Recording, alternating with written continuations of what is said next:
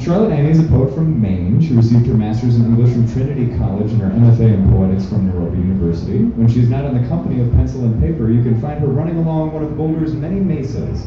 She's interested in hibernation and migratory birds. Her novel, More Winter Than Feather or More Charlotte Than Annie, is about Wendy. She teaches writing in Denver. We also have Lisa Flowers, a poet, critic, vocalist, the founding editor of Vulgar Marsala Press, and the author of, I hope I don't butcher this, Diadem Hero, religious poems. Her work has appeared in the Cortland Review, LMA, Tarpaulin Sky, The Collagist, Entropy, and other magazines and online journals. She is a poetry curator for Luna Luna magazine. Raised in Los Angeles and Portland, Oregon, she now resides in the rugged terrain above Boulder, Colorado. Visit her here or here.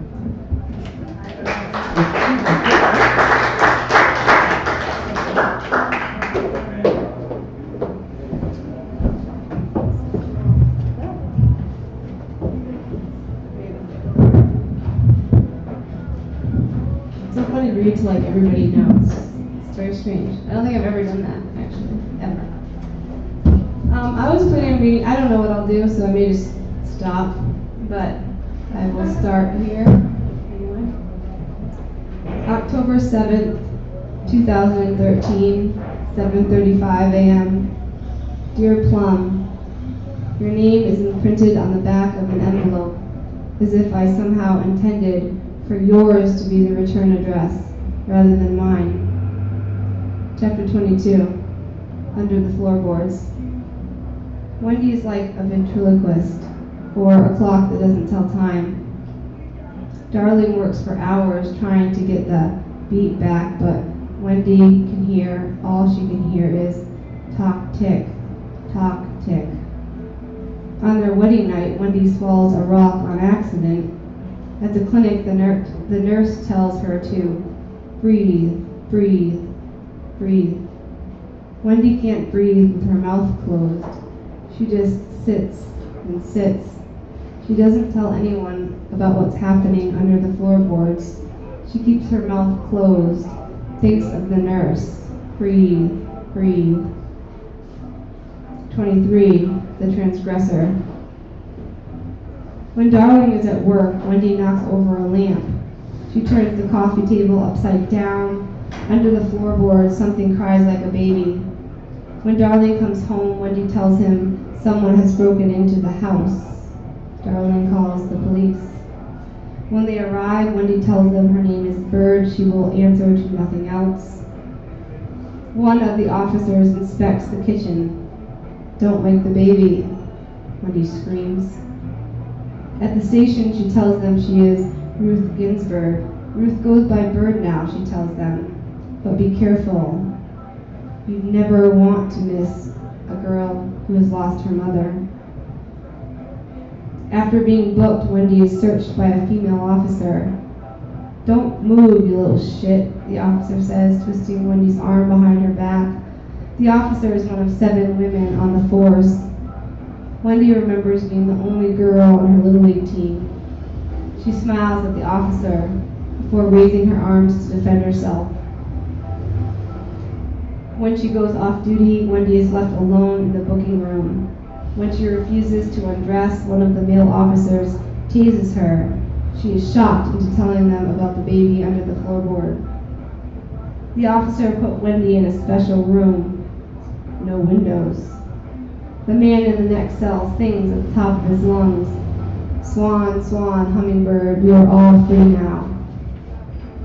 In the morning, Wendy wakes to a bed that is not her own. She cries softly so no one will hear her.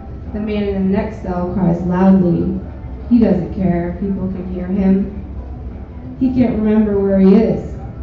Wendy can't remember either, but she can tell by the marks on her arm that Darling is far away. After breakfast, the man behind the counter lets Wendy take a shower.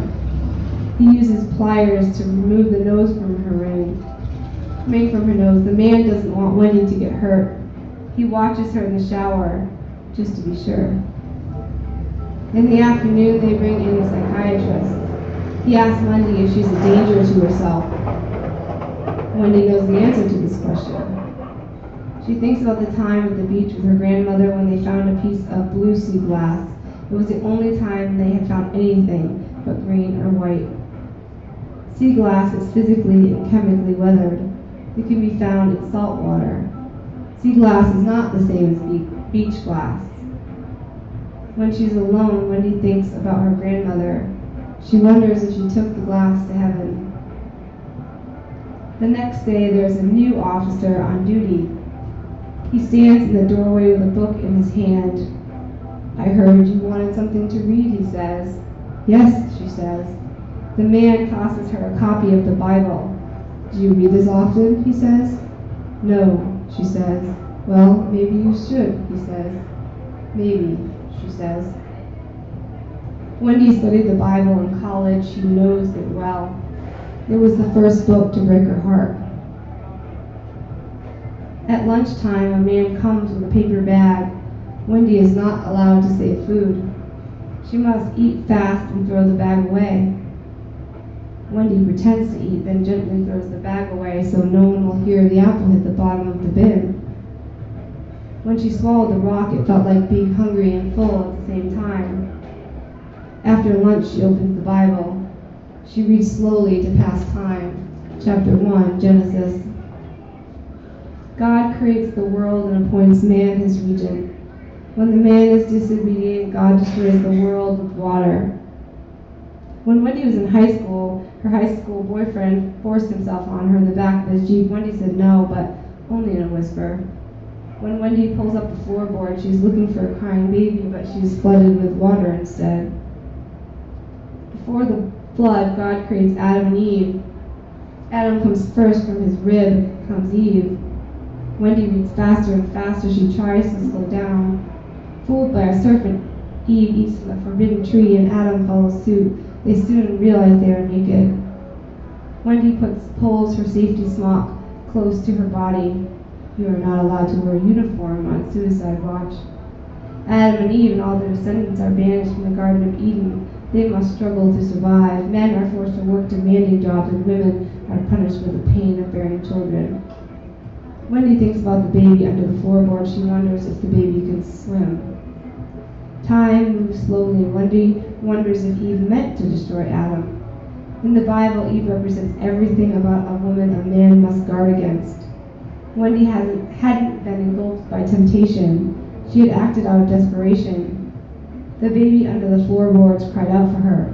"Mama, save me," over and over. "Mama, save me. Mama, save me."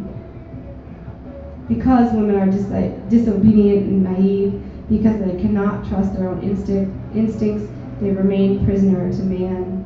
For I do not allow women to teach or to exercise authority over men, but she is to keep silent, for Adam was formed first, then Eve. Wendy was not silent when the men came for her. She lied about her name. She kicked and screamed and became a transgressor.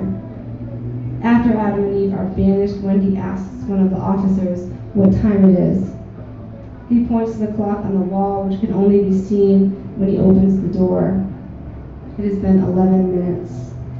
Wendy closes the Bible and rubs her eyes. Even God can't hustle time. The post-flood world is corrupt, but God doesn't destroy it. Wendy remembers getting caught in the undertow as a child. She fought as hard as she could, but the water was too strong. Her father pulled her out from beneath the waves. When it is time to shower again, Wendy refuses. She smells her armpits and smiles at the cement wall. When she is released, she is going to take the Bible out from under her bed. She's going to read it to the baby under the floorboards. When the baby cries, she will read louder. In the afternoon, Wendy's mother arrives at the station. Because she has come a long, long way, the chief allows her to speak to Wendy. They speak for 15 minutes on phones they can both see. Wendy's mother cries at the sight of her daughter in a safety smock. She places her hand on the glass. Wendy places her hand inside her mother's. They are tempted to open the door and embrace, but they both know the door is locked. When she is released, she moves slowly. She watches her back. In her mind, she knows she is free, but her body is timid.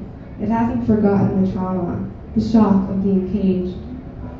In her mind, Wendy runs toward her mother. They kiss and embrace. In the parking lot, Wendy approaches her mother. They stand 2 feet apart. They feel the glass between them, the bullet-resistant laminate that protects them from one another. The glass was a shield. It befell only once, though in disguise it repeats. The distance between Wendy and her mother reverberates. The glass holds the echo. Like a keeper of time, it repeats itself over and over. 24, only a matter of time. Darling doesn't sleep while Wendy is away. I saw and I heard and I spoke nothing while you were gone, he says to Wendy. I need a pair of pliers and a crowbar, Wendy says. On the drive home, Darling can't take his eyes off Wendy. Wendy turns her head and cries quietly to herself. She will never be like the man in the cell, crying loudly for all to hear. Her moans are private, like keeping a rock under your tongue, her swallowing over and over. At home, Darling swaddles Wendy. When should I tell him, she thinks. When should I rip up the floorboards and save the crying baby? It is only a matter of time, she thinks. It is only a matter of time. It is only a matter of time. It is only a matter of time. Readjusting is difficult. Wendy sits in the corner with her back to the window. She doesn't go outside. Not even when Darling calls from the backyard. Come, Wendy, come outside. The doves are here. Wendy watches from the kitchen window. The doves have been coming for years. They come in pairs, always one male, one female. The male comes first to inspect the surroundings. The female waits fearfully in the distance. Wendy wishes someone had warned her. She wished someone had told her not to tell the truth. Wendy stays awake night after night. She pushes her finger into her abdomen. She watches the night turn to day. Before the man came and took her away, she woke to the sound of a crying baby. The men did not compromise her frontal lobe. The hallucinations were present before the incident. They were present before the men invaded her home, before they disrobed her of her sanity. After days of no sleep, she begins to cry for no reason. She cries when Darling turns off the light. She cries when someone new enters the room. Without sleep, a person can go insane. The brain fails to release melatonin because the core body temperature has not decreased. The body also fails to stimulate leptin, leaving the person feeling hungry unnecessarily. Wendy can no longer remember what sleeping feels like. She can no longer distinguish between her cries and the cries from the baby under the floorboards. Had it been the baby who cried when the man came to fix the plumbing, or had it been her? She does not know. She does not know who started crying first, or where and when the sounds are coming from. The sounds are everywhere. They are indistinguishable. They are the sounds of a mother and a child, the sound of a baby being born to an uncommon parent. Wendy thinks about the white walls of the children's psych ward. She thinks about the girl who jumped out the window. If only she had kept her mouth shut. If only she had subdued them. The thing inside Wendy must stay there. She cannot risk another event, another episode no one can explain. Wendy puts her hand on her breast. It is full and tender. She cannot remember the last time she bled. Darling buys a pregnancy test. The answer is yes. Wendy takes 3 more tests. Yes, yes, yes. The baby's inside her body again, but this time it is real. 25. That's where you'll find me. This is the first time Wendy has trusted her body. It is the first time she has touched her skin without tracing the bones. Darling can hear the joy in her voice. I'm going to have a baby, she says. Yes, he says. Wendy runs to the bathroom and looks in the mirror. She lifts up her shirt. She can almost see the baby growing under her skin. She takes vitamins and sleeps until the sun comes up. There's a light inside her and she can feel it. These are the happiest days of Wendy and Darling's life. They paint the kitchen and tile the floor. They sit in the backyard and kid about naming the baby Virginia Woolf. But she would have to share a room with us, Wendy jokes. They laugh and kiss and build fires dedicated to love. What size is the baby now, Wendy asks. She is the size of a plum, Darling says. Soon, Wendy and Darling begin calling the baby Plum. How is our little Plum, Darling asks, putting his hand on Wendy's stomach. She's perfect, Wendy says. Darling puts his nose on Wendy's forehead. Have you ever loved anything this much, Wendy asks, throwing a piece of wood on the fire. No, Darling says. Wendy leans in to warm her hands. Don't get too close, Darling says. Too late, Wendy thinks. The baby is an extension of Wendy's body, but it does not belong to her. She is merely the vessel. When the umbilical cord is cut, the baby will no longer depend on her for oxygen. It will let out a breath, cry with its own voice, see with its own eyes. Weeks pass. Wendy and Darling nest. They sit next to each other in the bed, not speaking. They talk in whispers, preparing for late night's rocking plum. Wendy stands sideways in the mirror. She doesn't use her fingers to map the skin. She doesn't suck her cheeks or lean back to avoid her face. Once, when she was in the hospital, Wendy overheard the doctors discussing her condition. If she loses any weight, she could suffer another attack, one of them said. The first one was mild. Running up the stairs, she had felt a sudden pinch in her chest. In the recovery room, one of the doctors from the hallway leaned in close and said, "Your heart has gotten smaller, Wendy." The imbalance of minerals had led to her heart beating too slowly. They call it an electrolyte imbalance. Electrolytes are critical for maintaining the necessary currents for a heartbeat. When the charge from the taser strikes her heart, it skips a beat. Standing in the mirror, she places her hand on her breast. Her heart doesn't feel small. It feels swollen, like it's growing, like it can barely fit inside her chest. At night, Wendy and Darling lay awake, pretending to hear the ocean. Wendy hummed a song her grandmother used to sing. "What are the words?" Darling asks. "Someday I'll wish upon a star and wake up where the clouds are far behind me," Wendy sings. In the window, she can see their reflection. There are 2 bodies and 3 hearts. She imagines them floating along the top of water. "That's where you'll find me," she whispers. In the hospital, one of the nurses tells her she will never get pregnant. Her body is too damaged. At 19, she has never menstruated. She is unable to produce the level of hormones necessary to stimulate ovulation. In college, she reads study after study. Starvation negatively affects the pituitary gland, thyroid gland, adrenal gland. And because appetite is modulated by the neuroendocrine system, people with anorexia are unable to regulate the hypothalamus. Hypothalamus is part of the brain that controls the endocrine glands. Without the proper amount of hormones, a woman is unable to ovulate. If she does not ovulate, she will not conceive. After she begins menstruation, Wendy's bones break down. When you're anorexic, your bones and your heart suffer the most. Standing in the bathroom holding the test, Wendy screams for Darling. "Yes," she cries. "It says yes."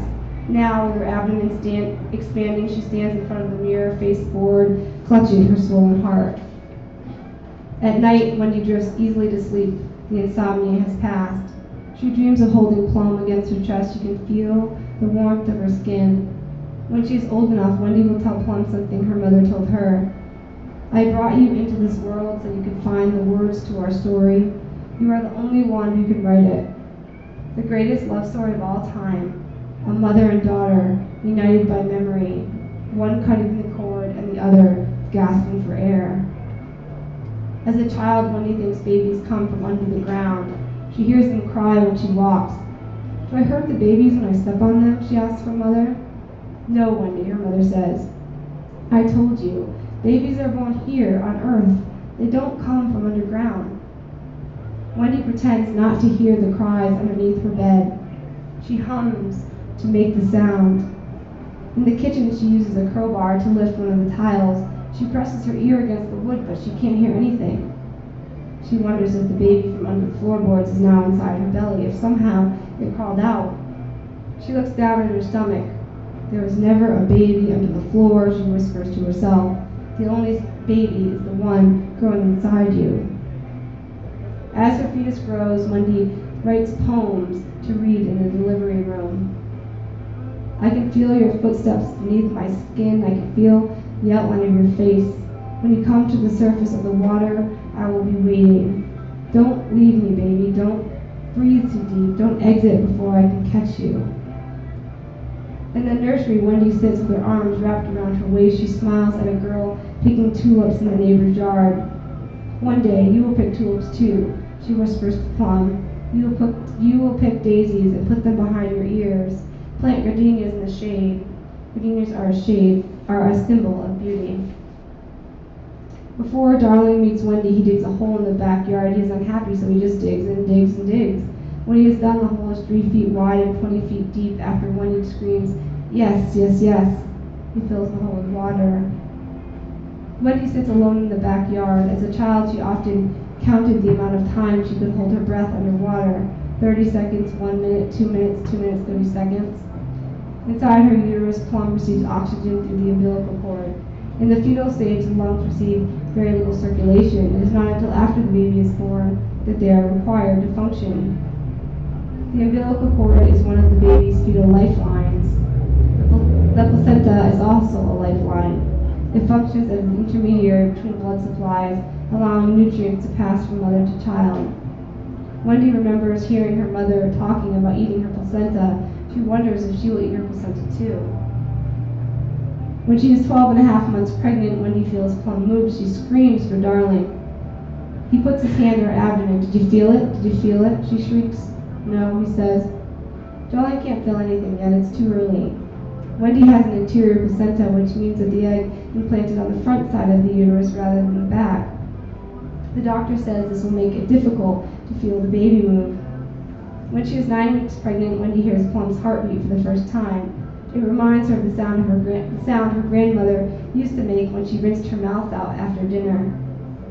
At 6 weeks, when the doctor had not been able to find a heartbeat, Wendy had begged her to try again. "I know she has a heart," Wendy cried. "I can feel it beating inside me." "What you are feeling are hiccups," the doctor said. 3 weeks later, they finally found Plum's heartbeat.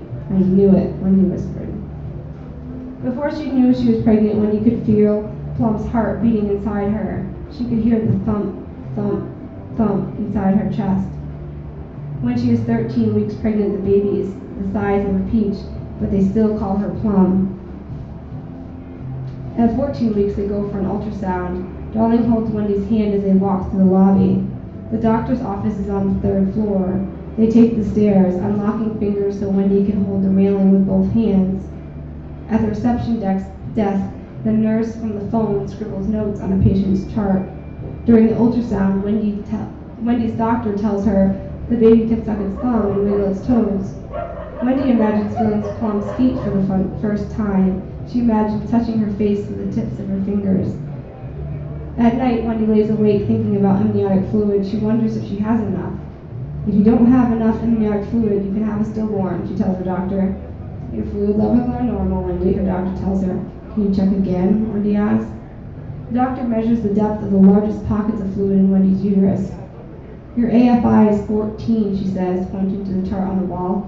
"This is a very safe number." Wendy holds her breath and counts to 14. She wonders what it would be like to hold her breath forever. Before her father pulled her out of the water, Wendy held her breath and counted to 100. 1, 2, 3, 4, 5, 6, 7, 8, 9, 10, 11, 12, 13, 14. Wendy still thinks about the day. She holds her breath in the shower. When Plum hiccups, she counts to 14 as fast as she can.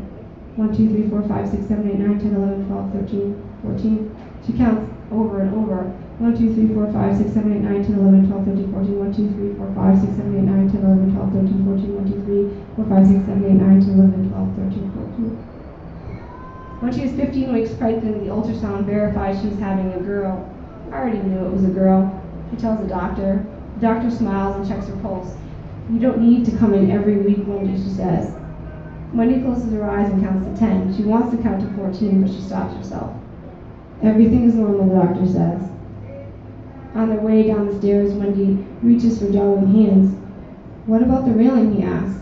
"Everything is normal," she says. At 16 weeks, the fetus can hear.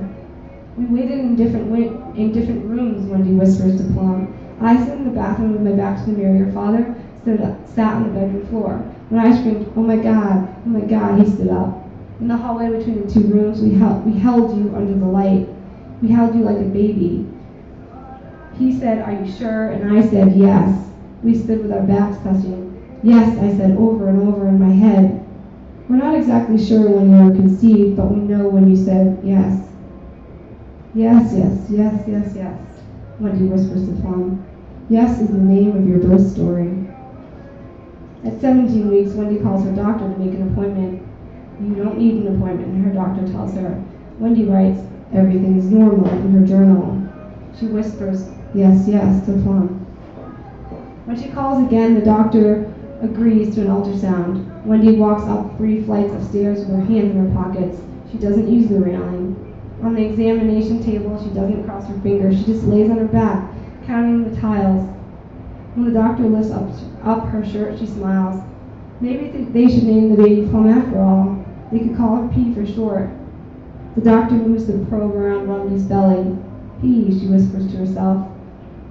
I'm going to try a vaginal ultrasound, the doctor says, removing the probe from Wendy's belly. Wendy waits. I can't find a heartbeat, the doctor says. I have an interior placenta, Wendy says. I know, the doctor says. The examination table suddenly feels cold. I can't find a heartbeat, the doctor repeats. I have an interior placenta, Wendy screams. At 17 weeks, her fetus is the size of an onion. She cries so hard she gets a nosebleed.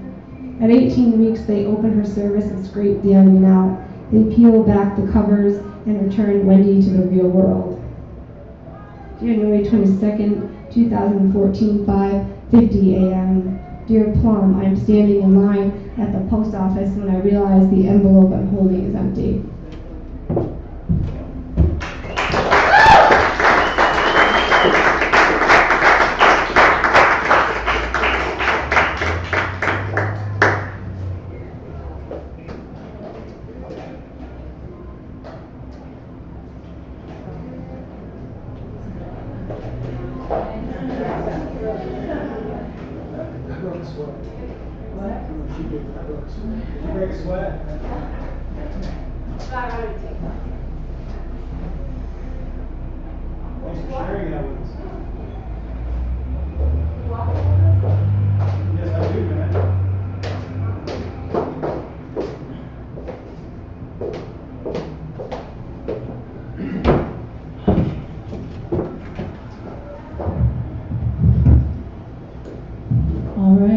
This is from my book, Diatom Hero. Just going to start reading. It's pretty long, so these are just truncated passages. Okay. There were roach motels set out around almost every portal to heaven. Watch for them, but do not beware, my love, for when the sweet die, the adhesive turns to honey on their feet. There was one point when I had rolled over slightly to the left, when I thought I felt a slight peace. I just seemed to bleed out faster that way. Once someone bent down and lapped a stream from my ear, a childhood friend of mine, 20 years ago in rural Ohio, long since spread out into middle age. Across a landscape fate would sow for her. I wanted to reassure her, Rachel, you'll live. I was already halfway in paradise, waiting out my death. The destruction to my body was like a pedicure. As I flipped through magazines, Mercy sat down and spoke to me. When you died, you were beautiful, she said. May I show you around? But then Justice came in her big white robes, and let her hair fall over me and lifted my shirt, and gently put her mouth to my nipple and let my story fall open. At one point, it seemed, while my assailant had stopped momentarily and gone to piss behind a tree, an inane act of discretion. Somebody had come along, taken my destiny from me, placed it in a basket, and sent it down the river, a baby Moses for someone to find among the reeds, as others were finding my body with the bright recognition of finding an Easter egg, and the spreading awareness of coming up upon a snake coiled at their feet in the brush, a snake curled round an egg. My white blonde hair was due to deepen to gold at 16, but the hairdresser in my DNA simply sat there in a darkening studio. My menstrual cycle was due to start when I was 13, but it stopped like a jammed washing machine. The movers arrived a few hours later. My teenage and adult years were packed up and put into freight. Then they came and boarded up my memories of my last moments on Earth. Don't go near yourself, I was warned. We set off through the woods, passing those sent to find me, and I caught my foot on a snarl of hair and a snare of rotted clothing. "Don't worry, that's Snow White," somebody reassured me. "She accidentally fell out of her glass coffin, and no one bothered to put her back in." I didn't understand my death any more than a 2-year-old understands the language of a room of adults talking around her.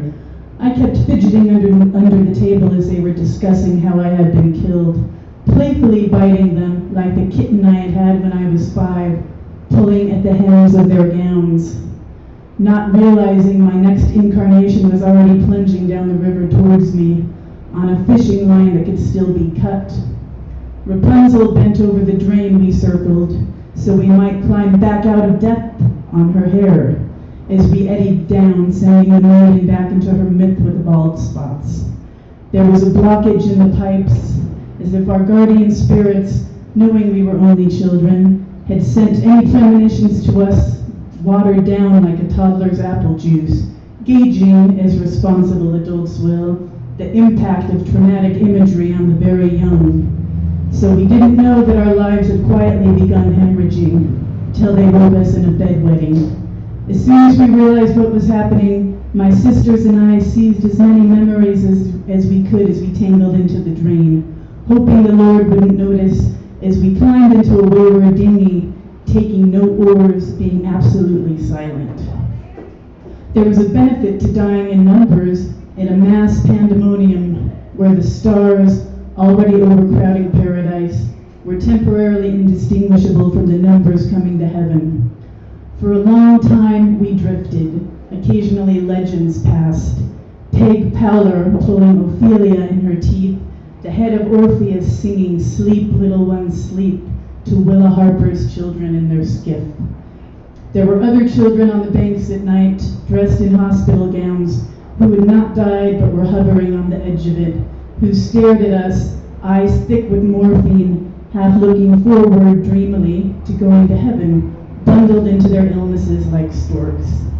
Others in the dense riverbed foliage, who'd crept by night into Basha's garden of earthly delights, thinking they were going into a child's garden of verses. By the time they saw the asses upturned in the greenery, spurting chlorophyll, pain was spurting dark green, the cool foliage of the garden where they crawled to die, and woke up 10 seconds later, pulsing like pod people in the dawn flower beds of Eden. After we had gotten X amount of centuries out to sea, we could look back in time and see the sepia clouds of World War II behind us, as others would look back en route to Catalina later and see smog hanging over Long Beach. Days past the point where billboards along the shore appeared, advertising classes for atheists coming into paradise with no language skills, like immigrants off the boat, we washed up, flickering like flashlights whose batteries were about to go dead. We had carried mystery in us as long as we could, knowing that it must die so that we could live. When the last Titanic victim died at 97 and entered the heat of the light of the world, she melted out of that berg like an Arctic mummy and stood before herself in 1912 again, a soggy little girl. Her first night there, when she woke in the dark and asked for some water, they brought her a glass of the sea she'd died in. This is frugality, the transmigration of elements.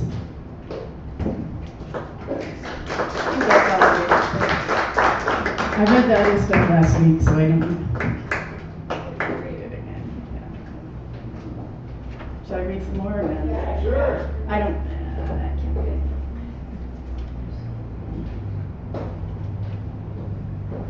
I'll just read this.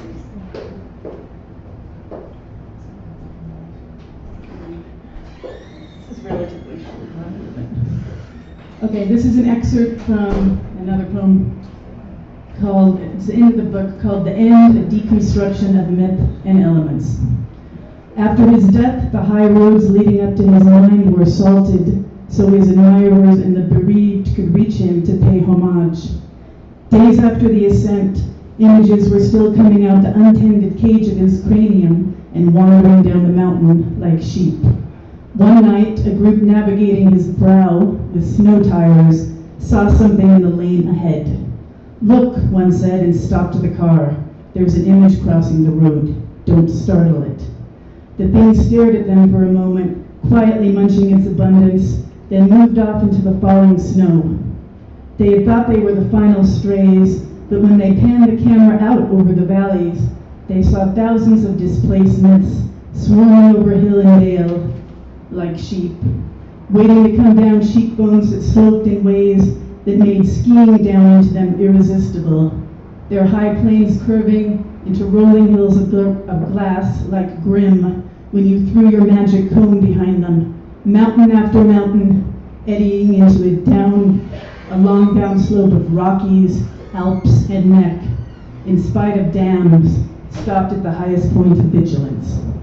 The voices of celestial choirs sinking like elevators of tongues to a certain floor, a low dropping of blues where the violins opened their storm cellars in the rain. Lovers discovered, soon enough, that memories were flushed out faster with body fluids. As they succumbed to their passion, their memories began to collapse and crumble into one another, one's eyes flooding with tears, the other skidded for miles into the dark on. Sorry, my voice is. To the end of a tunnel, blinking with wires and DNA. Presently, sounds began to ooze from them, a condensation of bells scraped off the skin in a Roman bath, and their minds became incontinent, love blossoming around them, like warm urine in a bed one settles into before they realize what it is. Their genitals moistening like helpless patients that needed to be turned, and embarrassing greenery on its back, flailing like a tortoise. Their senses all burst into synesthesia, 1,000 bells intolerable in their noise, odor fleeing to eyes, sight fleeing to music, and hemorrhaging right into the afterlife. Thanks for the water.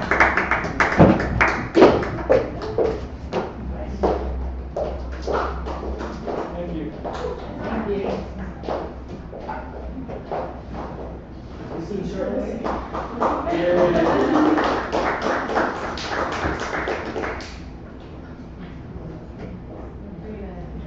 Is this the discussion portion? Who rolls up and throws the mic?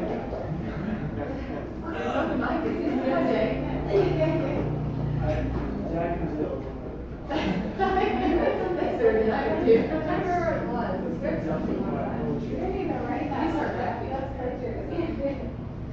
They didn't plagiarize it well, did it? I am sure actually this is like 12 because like Jack and Jill went out to tell Jill what. Remember that? Jack and Jill went to Jill. Yeah, my mom got so much better power. I was like, so this is kind of a bigger one.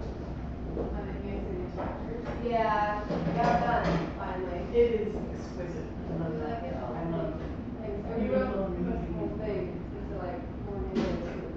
Really, I want to read it. I want to own it. It's like getting rehearsal. It's been a little nerve-wracking to stand up and read your stuff in front of people. Yeah, I never read, so it's actually weird That's why reading my for a voice small is- crowd. It's weird. Like I don't think I've ever read to a small crowd, and it's like not that much huge crowd, but Yeah. this is worse. Like it's someone you know, in this sense, like usually people are really loud and drinking and they really know what's going on. It's kind of like overwhelming. You know what I mean? Yeah. Like I'm trying, like everybody's just drunk and they're like loud and the way they're not really even listening. Yeah. Oh yeah, remember that guy that came up to me?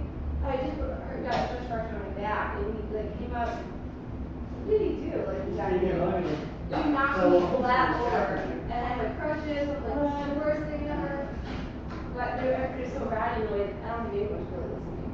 Yeah, they were just like having a good time. They were really good. But any students ever read any of your work? Not from me. They come to readings, but they had. I don't give them my stuff, but it's just weird because like when you write fiction, like everyone's you're talking about yourself. Because I write in first person, or well, that was in first person. But some of it in first person is even worse. And a lot of it is based on things in my life that I just twisted, so it adds up. And like, Yeah. I kind of thought you were the prison guard. That's what I kind of thought you were. That's actually really funny. Yeah, like, were you arrested? No, it's just made up.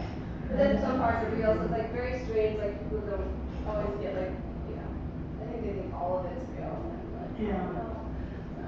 And that's what's great about poetry. If I write an essay or something, I feel responsible Yeah, for what yeah, I'm that's saying. an essay, yeah. If I'm writing poetry, I'm not responsible. I just Yeah. write whatever comes to me. Right, right. It's true though, because otherwise it's so automatically assumed it's like your whole life. Yeah. Just add to it, you know. Because if I don't have something I can just add to it, I feel like, Yeah. Anytime you share your inner life with other human beings, Yeah. unguarded like that, that's pretty courageous, I think. No matter who you represent. Yeah. That's a weird thing, because like, the thing about writing is that it's always you, because there's no other way, because you're the one who wrote it. So it's this weird thing, you know, 'cause it is you, but it's not every like little detail is actually true, you know. So explaining that to me is always fun. Like that women's writers thing that we were at, we're going around the circle, there were this women writers thing, and they're going around the room like, tell us what type of writer you are, and some people are like, I'm a journalist, and other people are like fiction writers, and Elizabeth says like, I'm a, my friend Elizabeth said, oh, I'm a fiction author, and everything I write is true. And I was just like, oh. You know, so, because it is, you know, it's a funny, weird thing. And actually, some people are really into like new genres. I think most of like my book was categorized originally when I was first writing as being academic. So being like based on your life where you change things. And I said that to someone, Rebecca Brown's author came into town and she was at the writing at the Nuremberg in the writing in the summer. And she asked me, I told that, she's like, oh, so like fiction? And it's so true, because like, you know, everybody's done that. So it's not really a new genre, it's not.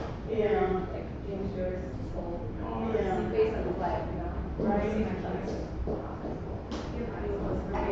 Right. Okay. See you later. Goodbye, everybody. Have a good night. Nice to meet you.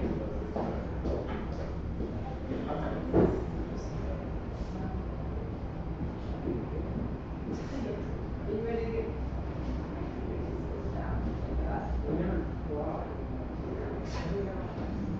All these young people up here. Actually, no, that's so weird. Yeah. Dude, it's funny that you teach here, because like, we were watching kids across the street, and I'm like, I don't know how I teach college, but I really don't like certain ages. Like, some things about them, they must be going somewhere. I don't think I saw them, they were dressed up. Do you know what's going on? It's like, what's going on? I'm It's just not jealous. 80s. Yeah. I'm just jealous. They're like, dressed up, they dress up, and our shit's finished. So That's because you have a birthday coming. That's not like it. I'm like, I actually like, Party Central. So now the first serious party starts. Well, so he knows, he's like, yeah, they definitely 1680s. And Jay was arguing with that one before, and he didn't and like they did. He's like, I was alive in the war. I'm like, everybody knows the war happened in the 80s. No, the poetry stuff. That's after we went to school here. That's the sad part. I thought you wanted to too. Actually, a lot of you. It's funny. Yeah, you're not, you're from Colorado, you're not. No, I'm from Arkansas. Or, I thought it was Kansas. Arkansas. Same thing. Same thing. Just two other letters. This is more.